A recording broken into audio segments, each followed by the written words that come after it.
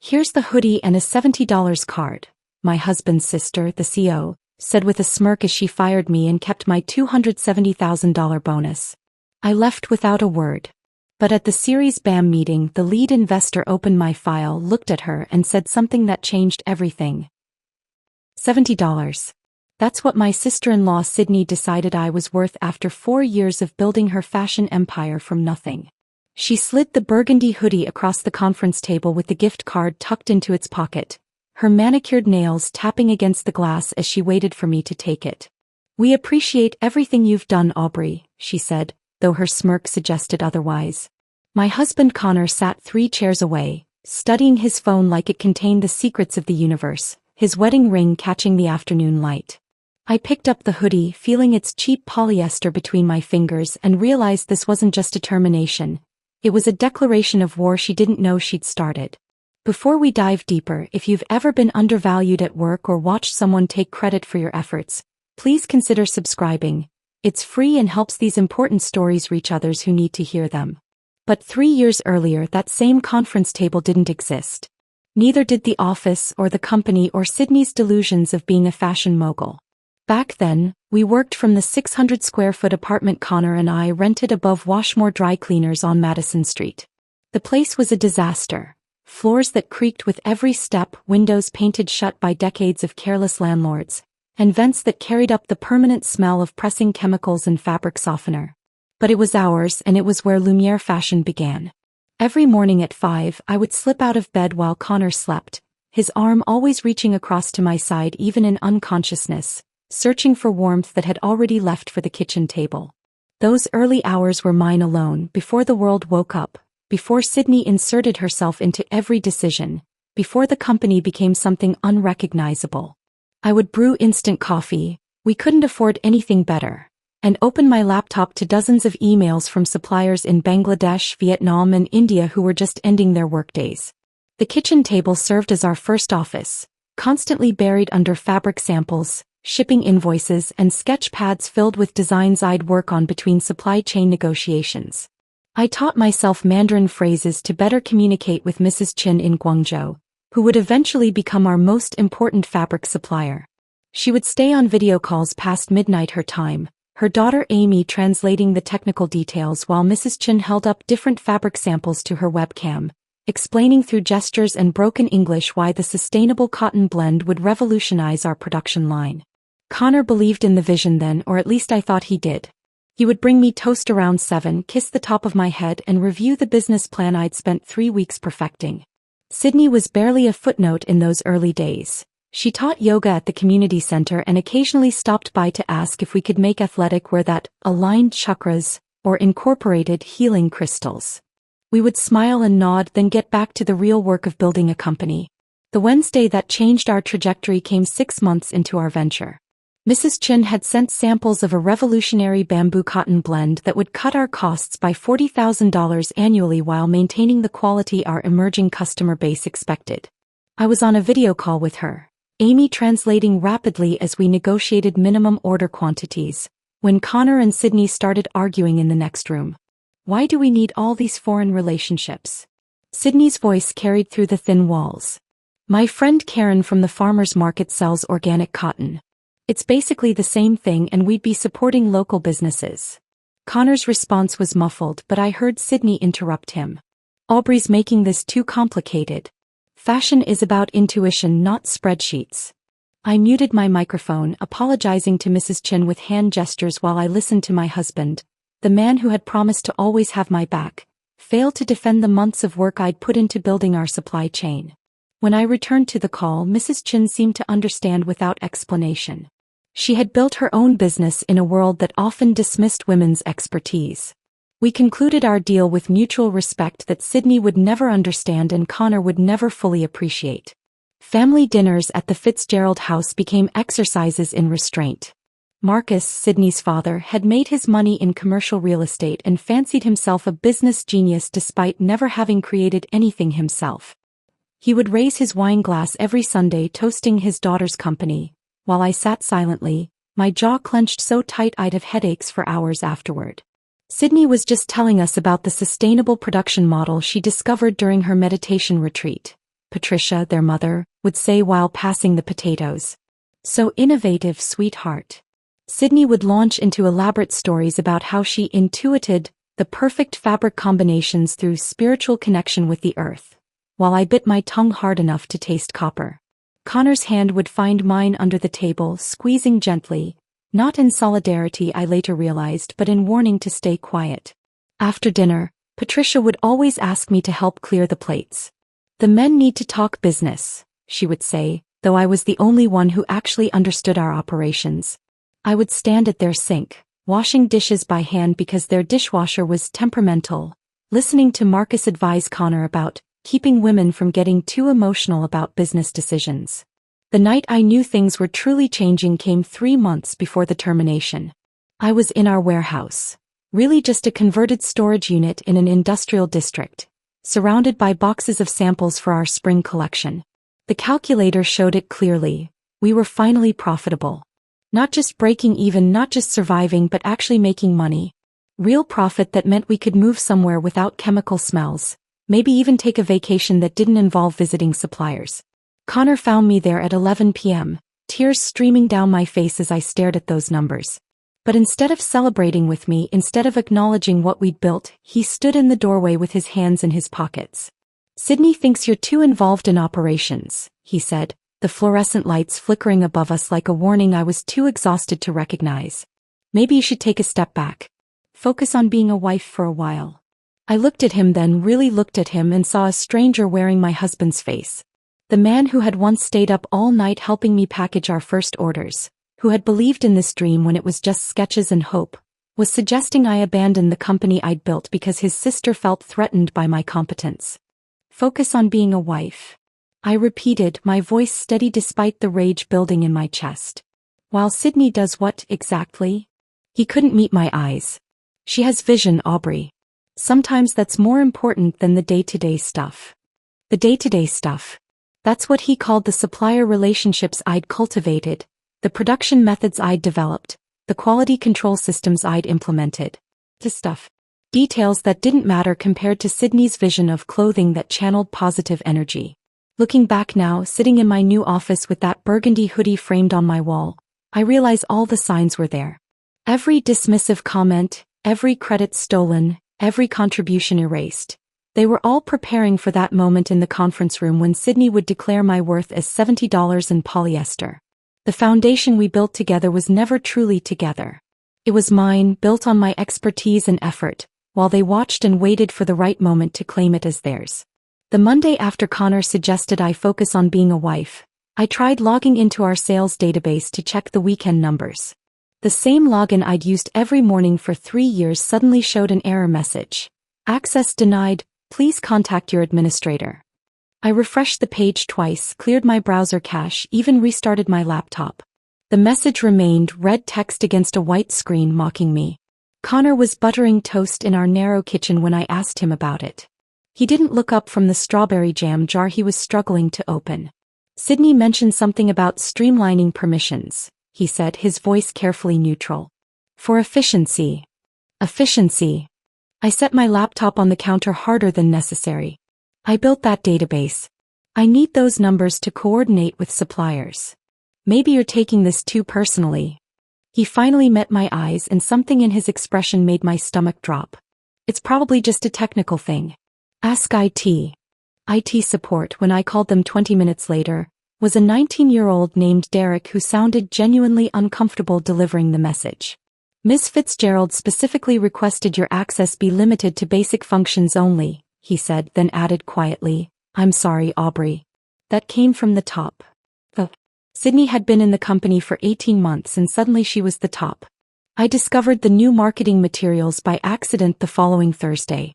A delivery person had left 3 boxes in our storage room instead of the main office, and I opened them thinking they were fabric samples.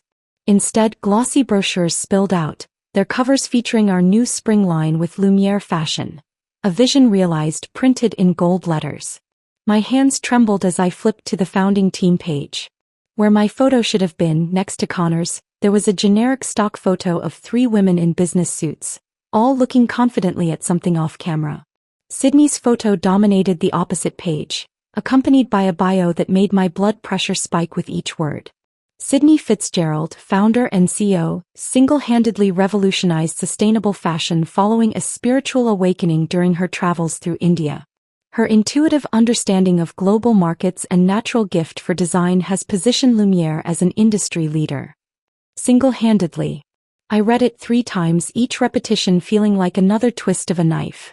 Below her fabricated biography, smaller text mentioned Connor as co-founder and Marcus as chairman. My name appeared nowhere. Not in the small print, not in the acknowledgements, not even in the trademark registration information at the bottom. I carried one brochure to Sydney's office, my heels clicking against the hardwood floor in a rhythm that matched my accelerated heartbeat. She was on a call when I entered, but I waited, the brochure tight in my grip, until she finished telling someone about her transformative journey into fashion. "These are interesting," I said, placing the brochure on her desk with deliberate calm. "Especially the part where you revolutionized an industry single-handedly." She glanced at it briefly, then returned to organizing papers on her desk. "We needed to simplify the narrative for investors. Too many names confuse the story. The true story? The compelling story." She looked up at me with eyes that held no warmth. "Investors want visionaries, not operational details." "I'm an operational detail?" "Aubrey, don't be dramatic. You know how important you are to the team." "Team? Not the company we built, not the partnership we formed, but the team. Like I was a player she could bench whenever convenient." The trade show in Las Vegas 2 weeks later was when the full scope of Sydney's deception became clear. I was managing our booth, explaining our sustainable practices to potential buyers, when Mr. Patel appeared. He owned one of our key manufacturing facilities in Mumbai, and his innovative dyeing process was essential to our environmental claims. "Aubrey." His face lit up with genuine warmth. "I was hoping to find you. I must tell you, I was very confused yesterday." "Yesterday?" "Your Sydney," she approached me at the evening reception. Introduced herself as the sole founder, claimed she discovered my factory through.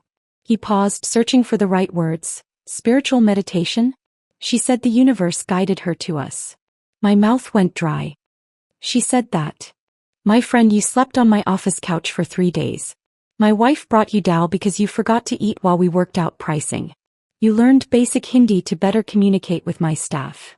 His expression grew concerned. "Is everything all right with the company ownership?" She spoke as if you were never involved. I forced a smile that felt like broken glass. "There have been some organizational changes." Mr. Patel studied my face with the wisdom of someone who had navigated business politics for 30 years. "I see," he said quietly. "You should know, Aubrey, that my loyalty is to people, not companies. I remember who built these relationships." His words stayed with me through the rest of the trade show, through Sydney's presentation where she claimed to have personally visited every factory in our supply chain, through Connor's speech about their family's commitment to ethical fashion. I stood in the back of the room, invisible, watching my work get attributed to someone who couldn't even locate Mumbai on a map without Google. Patricia Fitzgerald's 60th birthday party was held at their colonial-style house in Westchester, complete with catered appetizers and a string quartet playing in the garden. I wore the navy dress Connor had bought me for our anniversary, trying to blend in among their country club friends and business associates. I was refilling my wine glass when Patricia cornered me in the kitchen. "Aubrey, dear, could you help me with something in the powder room?" Confused but polite, I followed her down the hallway lined with family photos that conspicuously included no pictures of Connor and me together. She led me into the guest bathroom and closed the door behind us, the soft click of the lock sharp in the sudden silence. "Sydney tells me you'll be stepping back from the company soon," she said, adjusting her pearl necklace in the mirror. The vanity lights cast harsh shadows across her carefully made-up face. "I'm sorry, what?" "To focus on starting a family." She said you've been discussing it with Connor. The lie was so bold, so completely fabricated that I actually laughed. "We've never discussed that." Patricia turned to face me fully. "Well, perhaps you should. Sydney has always been the business mind in the family. Even as a child, she had such vision, such leadership qualities." Through the door, I could hear Connor's laugh, followed by Sydney's voice saying something about emotional people not understanding corporate culture. The words were muffled, but the meaning was clear. "With all due respect, Patricia, Sydney was teaching part-time yoga when I built our supply chain. Her expression hardened. Built is such a strong word, dear. From what I understand, you've been helping with administrative tasks. Administrative tasks. 4 years of 18-hour days reduced to filing and phone calls in their revisionist history. Is that what Sydney told you? Sydney doesn't have to tell me anything. I can see what's happening. You're trying to take credit for my daughter's success, and frankly, it's embarrassing. The bathroom suddenly felt too small, the floral wallpaper too busy, the scent of Patricia's perfume too cloying. I reached for the door handle. Where are you going? Back to the party. To my husband. Your husband, she said with emphasis that made the title sound temporary, understands family loyalty. I left her in the bathroom, walked through her perfect house with its perfect furniture and perfect guests, and found Connor on the patio, surrounded by Sydney's friends, laughing at another story about my emotional response to a supplier issue. He didn't notice when I left early. Or maybe he did and just didn't care enough to follow. I drove home from Patricia's party alone that night, taking the long route through empty suburban streets while Connor stayed behind, probably still entertaining Sydney's friends with stories about my emotional inadequacies. The dashboard clock read 11:47 p.m. when I pulled into our apartment complex, and I sat in the car for another 10 minutes, staring at our lit kitchen window, wondering when home had stopped feeling safe. Tuesday morning arrived with unusual quiet. Connor had already left when I woke, his coffee mug abandoned in the sink, no note explaining his early departure. At the office, something felt different the moment I walked through the door. Conversations stopped mid-sentence. Eyes darted away from mine. The usual morning greetings were replaced with uncomfortable silence. Emma, Sydney's assistant, appeared at my desk at 10 a.m. She usually bounced when she walked, all 23-year-old enthusiasm and fresh college optimism. Today she moved like someone approaching a funeral, her hands clutching a single piece of paper. Sydney needs you in the executive conference room at 3, she said, looking somewhere past my left shoulder. Her voice was barely above a whisper. Is everything okay, Emma? She shifted her weight, still avoiding eye contact.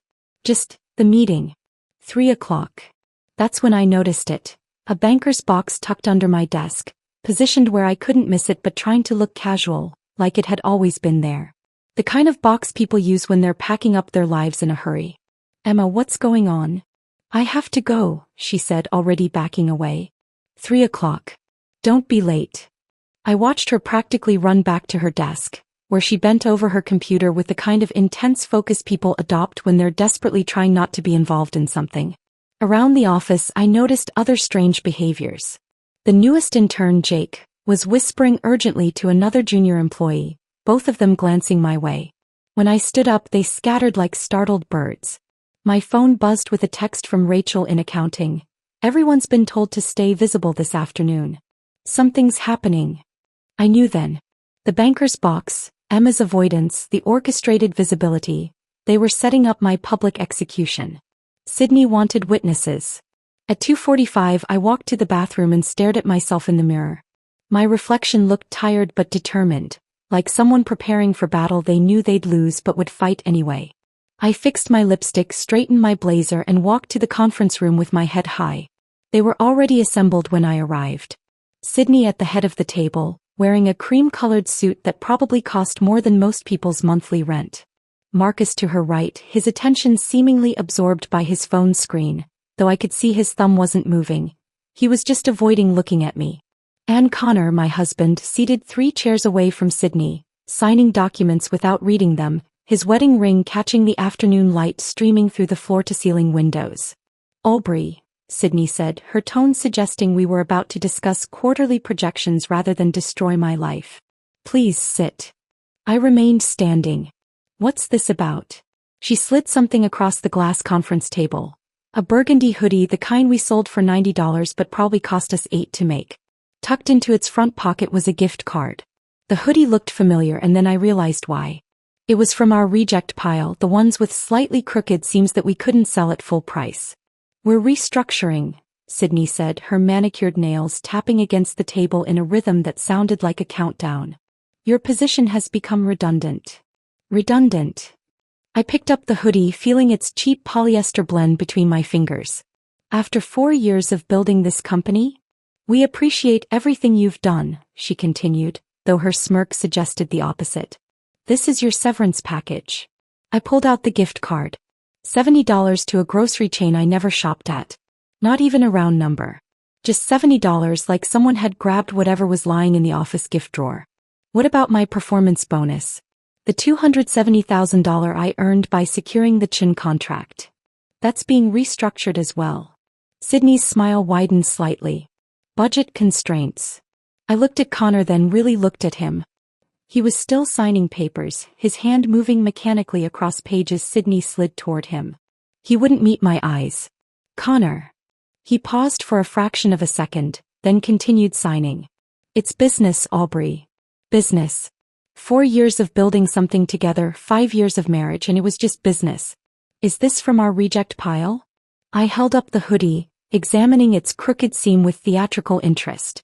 Did you specifically choose the ugliest one, or was this just luck? Sydney's smirk faltered for half a second. We thought you'd appreciate having something to remember your time here. Oh, I'll remember everything, I said, folding the hoodie with deliberate precision. Every single thing. Marcus finally looked up from his phone. Security will help you collect your belongings. Security. They'd called security on me like I was some kind of threat, like I might steal staplers or sabotage the computers I'd configured myself. I walked out of that conference room with the hoodie under my arm and the $70 gift card in my pocket, the glass walls ensuring everyone in the office could see my humiliation. They were all watching, pretending to work while stealing glances at the woman being escorted out by security. Tony, the security guard, was waiting at my desk. I'd recommended him for the job 6 months ago when he was struggling after being laid off from his previous position. He couldn't look at me as I began packing my belongings into the banker's box Emma had so thoughtfully provided. My hands shook as I removed the photo from our first fashion show. Connor and me, exhausted but triumphant, surrounded by models wearing designs I'd stayed up 3 nights straight to perfect. Into the box it went, along with my coffee mug, the one Connor had given me that said, "World's Best Wife," in gold letters that were starting to chip. The office was silent except for the sound of my belongings dropping into cardboard. Then suddenly music started playing over the speakers. Goodbye, by the Spice Girls, the volume just loud enough to be noticeable but not quite loud enough to seem deliberate. I looked up and saw Emma at her desk, her face red, studying her computer screen with suspicious intensity. Sydney stood in her office doorway, watching with undisguised satisfaction. I'm sorry, Tony whispered as we walked toward the elevator. This isn't right. I didn't trust myself to speak, just nodded and kept walking. The elevator ride felt endless, descending through floors of the building I'd helped lease, past conference rooms where I'd negotiated deals that built this company, down to the parking garage where my 8-year-old Honda Civic waited in space B26. The same space where Connor had proposed 2 years ago, getting down on one knee beside my car after we'd received our first 6-figure purchase order. The same space where we'd celebrated with champagne from paper cups, planning our future, our company, our life together. I sat in my car, the banker's box on the passenger seat, the burgundy hoodie draped over it like a shroud. The $70 gift card sat on my dashboard and I started laughing. Not happy laughter, but the kind that comes when absurdity exceeds your capacity to process it rationally. $70. After everything I'd built, every relationship I'd cultivated, every sleepless night spent making Sydney's fantasies into reality, they'd calculated my worth at $70 in polyester. The security camera in the corner of the garage recorded everything. My laughter that turned to something between crying and rage, my hands gripping the steering wheel until my knuckles went white, my head resting against it while my body shook with emotions I couldn't name. Through my windshield I could see Sydney's office window 5 floors up. She was probably watching, enjoying her victory, celebrating the successful elimination of the woman who knew too much, who'd built too much, who'd become too inconvenient to keep around. But she'd made a mistake. In their arrogance and cruelty, they'd all made a crucial mistake. They'd left me with nothing to lose. I drove home from the parking garage with the banker's box sliding across my passenger seat at every turn, the burgundy hoodie mocking me from where it lay crumpled on top. My apartment was dark when I arrived, Connor still at the office celebrating my elimination with Sydney and Marcus, probably toasting with the champagne they kept for special occasions.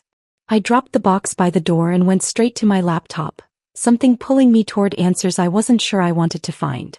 The company's shared drive was still accessible from my personal computer, an oversight in their eagerness to humiliate me.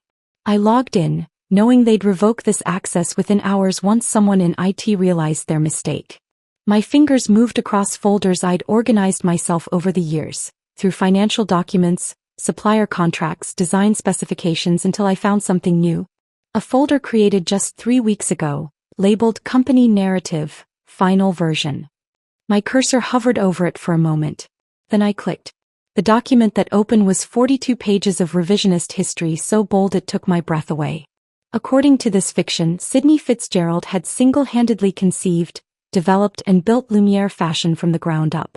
She had supposedly traveled to Asia 12 times to establish supplier relationships, developed our sustainable production methods through intensive research and innovation, and created our entire business model during what the document called her entrepreneurial awakening. My name appeared exactly once, buried on page 31, in a section titled, Support Staff and Contractors. I was listed as Aubrey Morrison, temporary administrative consultant who assisted with basic operational tasks during the company's early growth phase. My hands shook so violently that I knocked over the cold coffee sitting beside my laptop. The brown liquid spread across my desk, seeping into the keyboard, but I couldn't move. I just sat there watching coffee drip onto the floor while reading how Sydney had apparently taught herself Mandarin to negotiate with Mrs. Chen, how she'd spent months in Mumbai developing our dye process with Mr. Patel, how her natural business instincts had secured every major contract we'd ever signed. The timestamp showed the document had been created by Sydney and last modified by Marcus 2 days before my termination.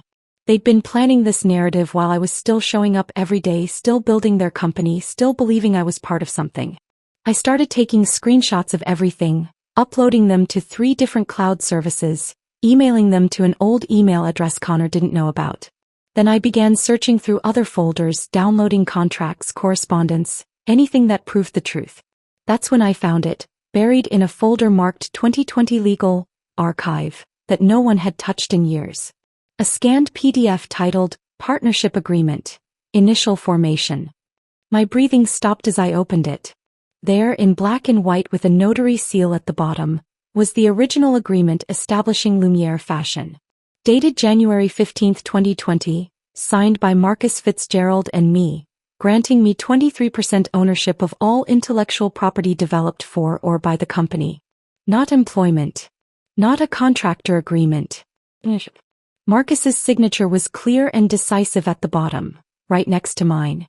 The document had never been superseded, never amended, never replaced. They'd simply forgotten it existed, assumed I'd never look for it, or maybe thought I was too trusting to use it. I made 17 copies that night. One went into a safety deposit box at a bank Connor didn't know I used. Another to my mother's attic, hidden inside a box of my high school yearbooks. I uploaded encrypted copies to cloud services, emailed them to myself at multiple addresses, even printed physical copies that I hid throughout the apartment like a paranoid person preparing for war. Because that's what this was now. 3 days later, I sat at my mother's kitchen table in Queens, watching her pour chamomile tea into the good china she only used for serious conversations. She hadn't said much when I called, just told me to come over and bring my appetite. I never liked him, she said without preamble, setting down a plate of homemade cookies I couldn't eat. Connor. From the first time you brought him here. Mom. Let me finish. She sat across from me, her weathered hands wrapped around her own teacup. He talked over you at dinner. Took credit for your story about landing your first client, pretending he'd been the one to make the connection. You kept looking at him, waiting for him to correct himself, but he never did. She stood and walked to her junk drawer, the one that held everything from rubber bands to expired coupons, and pulled out a small notebook with flowers on the cover. What's that? Evidence, she said, sitting back down and opening it to reveal pages of her careful handwriting. Every time he diminished you. Every family gathering where he made you sound like his assistant instead of his partner. Every time that sister of his acted like you were the help. I flipped through the pages, seeing dates and quotes and observations going back 3 years. Mom, why didn't you say anything? Would you have listened? You were in love. You had dreams. Sometimes children need to learn their own lessons. She reached across the table and took my hand. But I knew this day would come. People like them always show their true colors eventually. He was right. Every slight was there in her careful documentation. Connor explaining our idea that I'd developed alone. Sydney asking me to take notes during meetings I was supposed to be leading. Marcus referring to me as Connor's wife, instead of by my name or title. There's an attorney, my mother said. Patricia Hendricks. She helped Mrs. Chen's daughter with her business dispute last year. Mr. Patel recommended her when I called him. You called Mr. Patel? I called everyone. Mrs. Chen, Mr. Patel, that fabric supplier from Vietnam whose name I can't pronounce. They're all furious about what happened to you. He squeezed my hand. You have more allies than you think. Patricia Hendricks's office occupied the 20th floor of a Manhattan building with views of the Hudson River. She was younger than I expected, maybe 40, with sharp eyes that seemed to catalog everything about me in the first 3 seconds after her assistant showed me in. I laid out everything on her conference table. The partnership agreement, the false narrative, screenshots of the real history, my mother's notebook of observations. Patricia examined each document with the focus of someone defusing a bomb, occasionally making notes on a legal pad. When she finally looked up, she was almost smiling.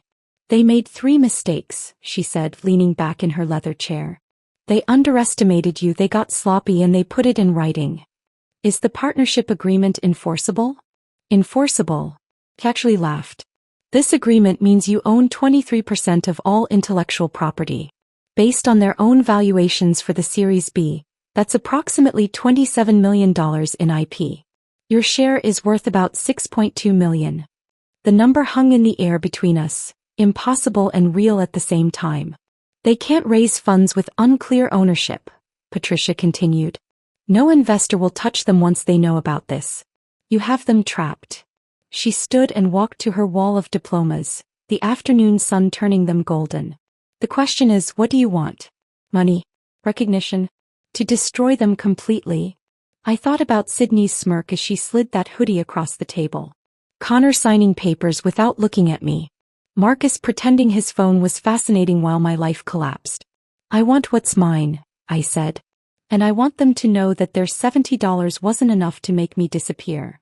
Patricia turned back to me with the expression of someone who'd just been handed their favorite type of case. Then let's make sure they never forget your name again. Patricia Hendricks leaned forward across her conference table, her fingers steepled as she laid out the strategy. We wait, she said, her voice carrying the certainty of someone who had played this game before.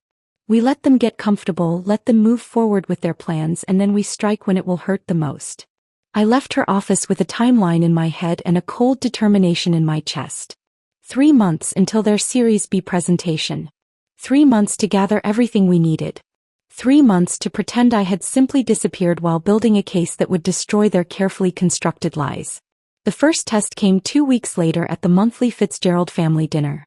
Connor had been texting me, begging me to keep up appearances while we figured things out. I agreed, but not for the reasons he thought. I arrived at Patricia and Marcus's colonial house wearing my best smile and a dress Connor had never seen before. One I'd bought with my own money, not the company card Sydney had revoked.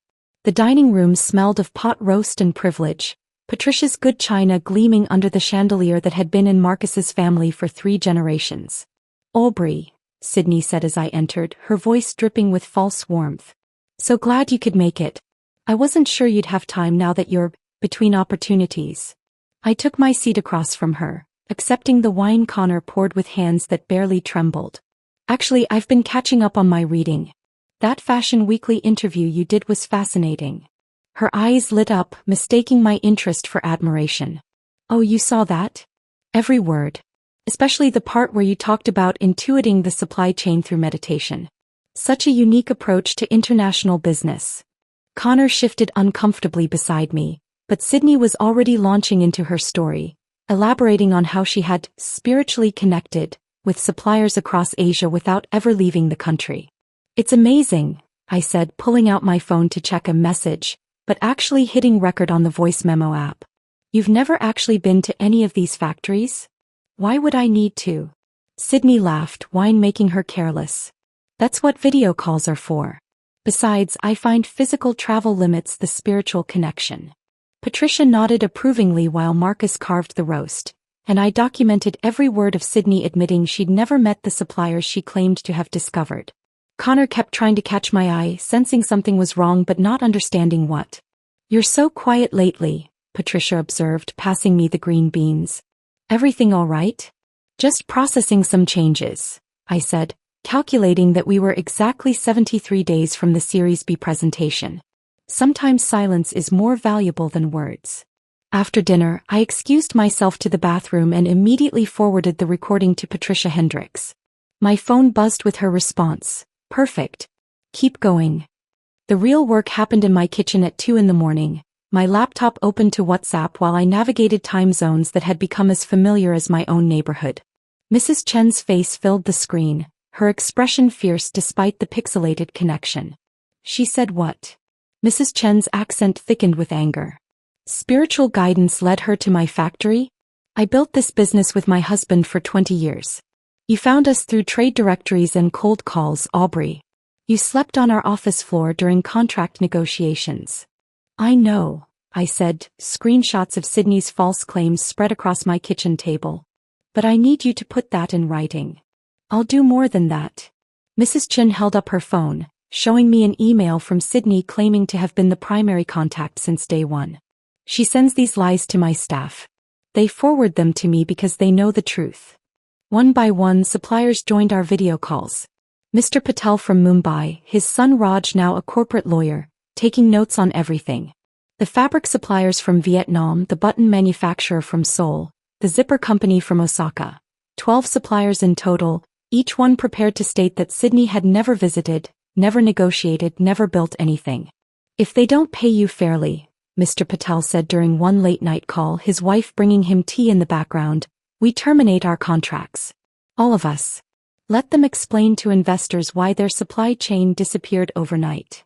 My kitchen table became a war room, covered in phone cards for international calls, printed emails highlighting lies, sticky notes with time zones and names. I lived on coffee and determination, building alliances across continents while Connor slept at his parents' house, still pretending we were working through a rough patch. Wednesday evening, I did something I'd never done before. Followed Sydney to her yoga class. The studio was in Soho, all exposed brick and expensive enlightenment, the kind of place where people paid $40 to sweat in designer workout clothes. I positioned my mat directly behind hers, close enough to hear her conversation with her friend Rebecca before class started. My phone, tucked under my towel, recorded everything. "The Series B is going to change everything," Sydney said, adjusting her rose gold water bottle. "Finally, people will recognize me as the visionary I am." "What about that woman who used to work with you?" Rebecca asked. "Your brother's wife?" Sydney laughed, the sound sharp enough to cut glass. "Getting rid of her was like removing a tumor. She was holding us back with all her spreadsheets and concerns about reality. Some people just don't understand vision." I held warrior pose while she compared me to cancer, breathing through the rage that wanted to explode out of every pore. Her Lululemon outfit probably cost $400. More than 5 times the severance she'd given me.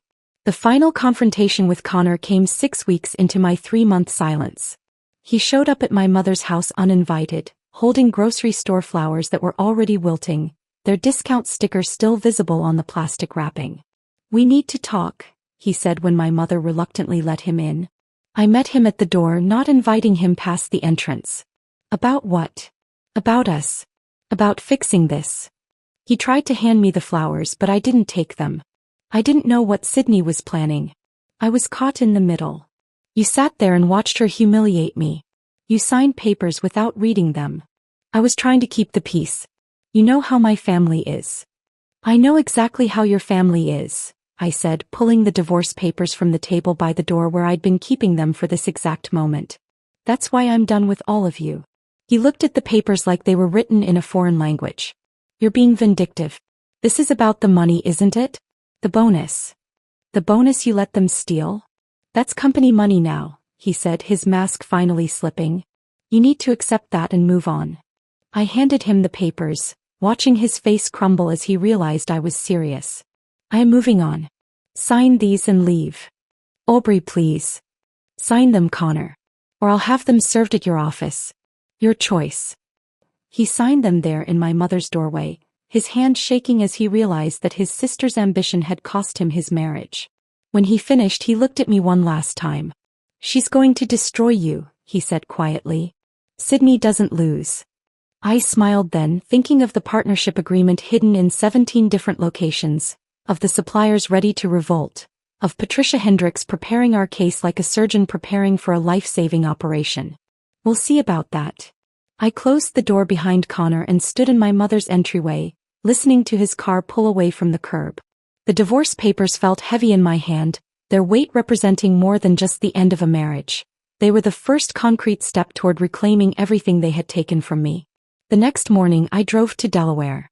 The 3-hour drive gave me time to think, to plan, to transform from Aubrey Morrison the discarded wife into something else entirely. The lawyer's office sat in a strip mall between a tax preparation service and a nail salon, deliberately unremarkable, the kind of place where business entities were born without fanfare. The attorney, Mr. Brennan, had done this thousands of times before. His office walls were beige, his desk was beige, even his coffee mug was beige. Everything designed to be forgotten the moment you walked out. His assistant offered me coffee in a mug that read "World's Best Boss," the irony not lost on me as I prepared to become exactly that for the first time in my life. Meridian Holdings, LC. I told him when he asked for the company name. I had chosen it carefully. Meridians were invisible lines that defined everything on a map, determining location, ownership, boundaries. Just like I was about to define who really owned what in the mess Sydney had created. "Purpose of the business?" Mr. Brennan asked, fingers poised over his keyboard. "Asset management and intellectual property holdings." He didn't ask more questions, just typed efficiently while I signed document after document, each signature moving me closer to my goal.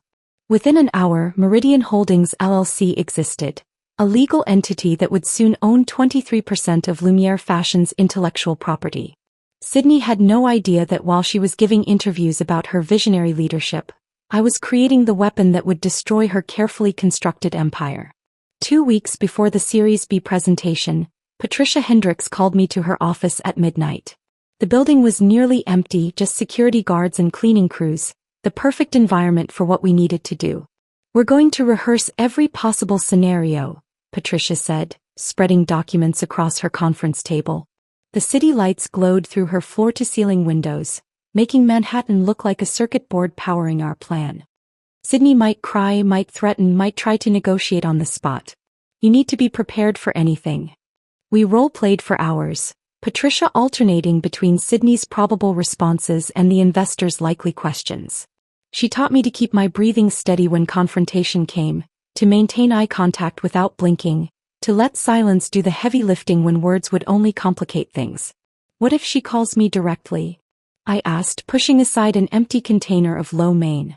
"You don't answer. Let her spiral. Let her leave voicemails that we can document as evidence of consciousness of guilt. What if Connor tries to intervene?" Connor signed the divorce papers. He has no standing anymore. He chose his side. We practiced until 3 in the morning, empty Chinese takeout containers creating a timeline of our preparation. Patricia showed me exactly when she would send the email to investors. 11:47 a.m., precisely 15 minutes into Sydney's presentation, after she had made her claims but before she could close the deal. "The timing has to be perfect," Patricia explained, her finger tracing the agenda we had obtained through a contact at the venue. "Too early and they might postpone. Too late and some investors might have already committed verbally." 3 days before the presentation, I visited the Meridian Hotel. The lobby was all marble and crystal, the kind of place that whispered money with every surface. I needed to find the perfect vantage point, somewhere I could watch the destruction unfold without being immediately visible. The lobby cafe sat adjacent to the ballroom, separated by floor-to-ceiling windows that allowed diners to see inside during events. I tested several tables before finding the perfect one. Corner position, partially hidden behind a decorative plant, but with clear sightlines to both the presentation stage and the investor seating area. The barista, a young woman named Elena with kind eyes and an Eastern European accent, noticed me testing the Wi-Fi strength at various spots. "Important video call?" she asked. "Something like that. I need to be here next Thursday around 11. This exact table. Big presentation happening that day," Elena said, nodding toward the ballroom. Some fashion company. They've booked the whole space. I pulled out the $70 gift card Sydney had given me as severance, the plastic worn from being carried in my pocket like a talisman. Can I use this to reserve the table? Maybe order something special that day. Elena looked at the card, then at me, and something in her expression suggested she understood more than I had said. I'll make sure this table is yours. Would you like me to prepare your coffee at exactly 11:30? 11:45 would be perfect. The irony of using Sydney's insulting severance to buy the coffee I would drink while watching her downfall felt like poetry. The final family photograph happened the Sunday before everything changed. Patricia Fitzgerald had insisted on it, claiming they needed an updated portrait for their holiday cards. The real reason, I suspected, was Sydney wanting to document her triumph before the Series B funding came through. The photographer arranged us in Patricia's living room, everyone wearing coordinated shades of blue and cream, except for me. I had worn the burgundy hoodie under my blazer, hidden but present, like the truth waiting to emerge. The polyester felt scratchy against my skin, a constant reminder of what they had reduced me to. Aubrey, could you remove your blazer? The photographer asked. The black doesn't quite match the color scheme. I'm cold, I lied, pulling it tighter around me. Sydney stood in the center of the arrangement, radiant in her designer dress, surrounded by her parents and Connor like they were her court. Connor's hand rested on my shoulder, but it felt like a stranger's touch, the weight of it making me want to shrug away. His wedding ring caught the photographer's lights, the same ring he had slipped on my finger 5 years ago while promising to love, honor, and protect. Everyone smile, the photographer commanded. Think happy thoughts. I smiled and thought about the email Patricia would send in 94 hours. Sydney beamed beside me, unaware that this would be the last photo where she would look victorious. Patricia commented on how perfect we all looked, how blessed they were to have such a successful family. One more, the photographer said. This time, everyone look at Sydney. She's the star of the show. We all turned toward her, and in that moment, I memorized her expression. The self-satisfaction, the arrogance, the complete certainty that she had won. I wanted to remember exactly how she looked before everything she had stolen got ripped away. After the photos, as everyone dispersed to the dining room for lunch, Sydney pulled me aside in the hallway. No hard feelings about the job thing, right? She said, not really asking. It was just business. You understand. I looked at her, this woman who had systematically destroyed my career while smiling at family dinners, and felt nothing but cold determination. I understand perfectly, I said. She patted my arm condescendingly and walked away, her heels clicking on the hardwood floor in a rhythm that sounded like a countdown. 89 hours until the presentation. 89 hours until the truth would finally matter more than the narrative. 89 hours until Sydney learned that $70 and a polyester hoodie were not enough to buy my silence or my disappearance. I left the Fitzgerald house that Sunday with 89 hours on my mental clock, each tick bringing me closer to the moment when truth would finally matter more than perception. Monday passed in a blur of final preparations with Patricia, confirming that every document was ready, every supplier statement notarized, every piece of evidence organized for maximum impact. Tuesday felt like standing at the edge of a cliff, knowing the jump was coming but not quite ready for the free fall. Wednesday night I didn't sleep at all. Thursday morning arrived gray and humid, the kind of weather that makes Manhattan feel claustrophobic. I dressed carefully, choosing a simple black dress that would let me blend into the Meridian Hotel's upscale crowd. The burgundy hoodie stayed in my bag, a reminder of why I was doing this. I arrived at the hotel at 10:45, giving myself time to settle at my reserved table in the cafe before Sydney's grand performance began. Elena, the barista, recognized me immediately and had my table ready with a small reserved sign that she removed as I sat down. Through the floor-to-ceiling windows, I could see the ballroom filling with investors, venture capitalists whose combined net worth could probably buy small countries. They chatted over coffee and pastries, checking phones and adjusting ties, completely unaware they were about to witness corporate fraud exposed in real time. At 11 o'clock sharp, Sydney made her entrance. Even from across the lobby, I could see the confidence in her stride as she walked onto the stage. She wore a cream-colored suit that I recognized from the Nordstrom expense reports, $3,000 charged to the company card under client meeting attire. Her presentation slides appeared on the massive screen behind her, our logo prominent, though she had redesigned it slightly to remove elements I had created. Good morning. Her voice carried through the ballroom sound system, clear and practiced. I'm Sydney Fitzgerald, founder and CEO of Lumiere Fashion, and today I'm going to show you how one woman's vision is revolutionizing sustainable fashion. One woman's vision. I stirred my coffee slowly, watching her click through slides showing our supply chain, the one I had spent 3 years building through late-night negotiations and countless international calls. She described visiting factories she had never seen, developing relationships with suppliers she couldn't name without her notes, pioneering sustainable practices she learned about from my reports. Through my intuitive understanding of global markets, Sydney continued, gesturing at a map dotted with our supplier locations, I personally established partnerships across 12 countries, creating a network that gives us unprecedented control over quality and sustainability. Marcus sat in the front row, his chest puffed with pride as his daughter spun her fiction. Connor was nowhere to be seen, probably too ashamed or too smart to attend. The investors took notes, some nodding appreciatively at Sydney's polished delivery. She had rehearsed this thoroughly, every gesture calculated, every pause strategic. 20 minutes into her presentation, as she was explaining our revenue projections, Gregory Aldridge from Apex Capital raised his hand. He was a legend in venture capital, someone who had built and destroyed fortunes with single decisions. His gray hair and expensive suit gave him an air of authority that made the room pay attention when he spoke. Miss Fitzgerald, he said, his tone conversational, almost bored. I notice you terminated your chief operations officer, Aubrey Morrison, 3 months ago. Can you speak to that transition? Sydney didn't miss a beat. Her response was so smooth, so rehearsed, that she might have been reading from a script. Aubrey was a temporary consultant who assisted with some administrative functions early on. Her role became redundant as we scaled. We parted ways amicably. From my position in the cafe, I could see 2 investors in the third row exchange glances. One of them, a woman in a navy suit, made a note on her tablet. Even from this distance I could read her body language. She was marking this as a potential red flag. Aldridge nodded slowly, making his own notes, but something in his expression suggested he wasn't entirely satisfied with the answer.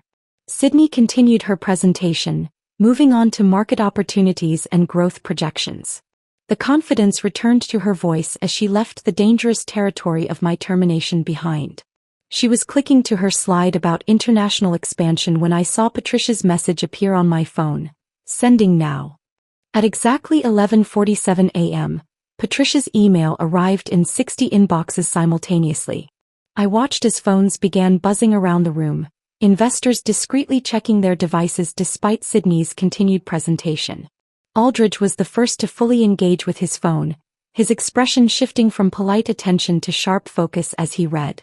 The email contained everything: the partnership agreement proving my 23% ownership, documentation showing I had built every supplier relationship, emails from Marcus calling me co-founder, the false company narrative Sydney had created, and most devastatingly, sworn statements from 12 suppliers confirming they would terminate contracts if I wasn't fairly compensated. Aldridge stood up slowly, his movement deliberate enough that Sydney stopped mid-sentence about projected returns. The entire room turned to look at him, this titan of venture capital who rarely showed emotion during pitches. Miss Fitzgerald, he said, his voice carrying the kind of authority that made grown executives nervous. I've just received some rather interesting documentation about your company's founding structure. Sydney's face showed the first crack in her composure. I'm not sure what you mean. According to these documents, Aldridge continued, holding up his phone, you systematically erased your co-founder from the company history, someone who actually built your supply chain and owns 23% of your intellectual property. The same person you just called a temporary consultant. The room erupted in whispered conversations. Sydney's face drained of color as she gripped the podium. There must be some misunderstanding. The only misunderstanding, Aldridge interrupted, his voice now sharp as a blade, is that you thought you could lie to this room about who built what. I have signed statements from 12 of your key suppliers saying they'll terminate contracts if Ms. Morrison isn't fairly compensated. That means your entire supply chain, the one you just spent 20 minutes claiming you built through spiritual intuition, is about to disappear. Marcus had collapsed forward in his chair, his head in his hands. Other investors were now standing, phones pressed to ears as they called their legal teams. Someone near the back was already heading for the exit. "This isn't just misrepresentation," Aldridge continued, his voice filling the growing chaos. "This is securities fraud. You stood on that stage and lied about fundamental aspects of your business while seeking investment. That's a federal crime, Miss Fitzgerald." Sydney's mouth opened and closed without producing sound, her carefully constructed world collapsing in front of 60 witnesses. Through the windows across the lobby our eyes met. She saw me sitting at my corner table, coffee cup raised slightly in what could only be described as a toast. Her face contorted with rage and recognition as she realized I had orchestrated this moment. The investor exodus began immediately. They filed out with the urgency of people fleeing a building fire, their conversations a mix of anger and self-preservation. Sydney stood frozen at her podium, the presentation slides still showing behind her. Projections for a company that had just ceased to exist as a viable investment. She started screaming my name, pointing toward the cafe, telling security to stop me, that I had done something illegal, that they needed to call the police. But I was already standing, leaving cash on the table for Elena, walking calmly toward the exit as Sydney's hysterical voice echoed behind me. Security guards looked confused, unsure why they should detain someone for drinking coffee in a public cafe. Several investors passed me on their way out and I heard one say to another, "Morrison? Isn't that the woman who actually built their supply chain?" I pushed through the hotel's revolving door and into the humid Thursday morning, Sydney's presentation folder tucked under my arm, the one she had left on the podium in her panic, now evidence of her lies. Behind me, her empire was crumbling, built on stolen foundations that had finally been reclaimed. The humid Manhattan air clung to my skin as I walked away from the Meridian Hotel, Sydney's presentation folder still tucked under my arm. My phone was already vibrating with calls from Patricia Hendricks, but I needed a moment to breathe, to process what had just happened. I ducked into a Starbucks 3 blocks away and finally answered. "They're panicking," Patricia said without preamble. "Marcus has already called twice and their lawyer is trying to negotiate. They're starting at $300,000. I actually laughed, sitting at a corner table while business people rushed around me, oblivious to my life changing in real time. $300,000 for 23% of $27 million in intellectual property? That's what I told them. I countered at $6.2 million. Full payment for your ownership stake plus the stolen bonus plus damages. They have 72 hours before we file publicly and contact every fashion publication about what really happened." My phone buzzed with another call trying to break through. Connor's name flashed on the screen. I'd been declining his calls since leaving the hotel, but they kept coming. 5, 10, 15 attempts. On his 48th try that afternoon I finally answered. "Aubrey, please," he sobbed before I could speak. "You're destroying my family. My mother is having a breakdown. Sydney's locked herself in her apartment. My father won't speak to anyone." I stood up and walked outside, needing space for this conversation. "Your family destroyed themselves, Connor. I just showed everyone what they did. We can fix this. We can work something out. This doesn't have to end like." You sat 3 chairs away while Sydney handed me a hoodie and $70. You signed papers without reading them. You watched your family erase me from the company I built and said nothing. I was trying to. You were trying to keep your comfortable position in a family that values loyalty over truth. How's that working out for you now? He was quiet for a moment, just his ragged breathing through the phone. "Sydney says you planned this whole thing. That you set us up. I documented the truth. If that destroyed you, maybe you should examine what you were built on." He hung up without another word. I blocked his number while standing on that busy Manhattan sidewalk, deleting 5 years of marriage with a single tap. The next 3 days passed in a blur of legal calls and increasingly desperate offers. 400,000, 800,000, 1.5 million. Each rejection from Patricia made them raise their bid, the reality of their situation becoming clearer with each passing hour. The suppliers had already started making noise about contract terminations. 2 investors were threatening lawsuits for fraud. The fashion press had begun sniffing around the story. At 4:47 p.m. on the 3rd day, Patricia called with finality in her voice. "They accepted. $6.2 million. The wire transfer is processing." I was sitting in my Honda Civic in my mother's driveway when the notification appeared on my banking app. I refreshed it 12 times, each time expecting the numbers to disappear like some kind of glitch. But they remained. $6,200,000 sitting in my account like a foreign language I was still learning to read. My hands shook as I called my mother. She answered on the first ring, having been waiting by the phone. "It's done," I said, my voice cracking. "I won." She started crying immediately. "Oh, sweetheart. I'm so proud of you. You stood up to them. You fought back. I can pay off your mortgage now," I said, tears running down my face. "Buy you that car you always talk about. Take you to Paris like we used to dream about when I was little." "I don't care about any of that," she said through her tears. "I care that you know your worth now. That you wouldn't let them diminish you." I sat in that Civic one last time, remembering all the drives to work, all the nights I'd cried in this driver's seat, all the moments I'd felt small and worthless. The next day I traded it in for something that didn't carry those memories. 6 months later, my life looked nothing like the woman who'd been handed a hoodie and told she was worth $70. My penthouse apartment overlooked Central Park with floor-to-ceiling windows that actually opened, letting in fresh air whenever I wanted it. My home office, where I ran Morrison's sustainable fashion consulting, had become command central for a business that was thriving beyond my wildest expectations. The suppliers I'd cultivated over the years had become my first clients. Mrs. Chin flew in from Guangzhou for my launch party. Mr. Patel sent his son to discuss expanding our partnership. The same people Sydney claimed to have discovered through meditation now worked exclusively with me, helping other fashion startups build ethical, sustainable supply chains. The irony wasn't lost on me that I was doing exactly what I'd done at Lumiere, except now I owned it all. Every relationship, every innovation, every success had my name on it in writing, properly documented and legally protected. Fashion Weekly reached out requesting an interview about women supporting women in business, particularly interested in my journey from corporate fashion to independent consulting. I declined the interview but sent them a photo that told the real story. Me wearing the burgundy hoodie with my new company's logo embroidered over the original Lumiere branding. The caption read simply, "From $70 to 7 figures. A story of knowing your worth." The photo went viral in fashion circles. Sydney's company valuation, already damaged by the investor scandal, dropped another $30 million when the true story began circulating. She'd had to sell her majority stake to Marcus to pay my settlement and keep the company afloat. Last I heard, she was working as a wellness consultant, which seemed fitting for someone who'd built an empire on meditation and fiction. The burgundy hoodie now hangs in my closet between designer dresses and the leather jacket I bought to celebrate my first million in consulting fees. It's not hidden away in shame or anger, but displayed prominently where I see it every morning.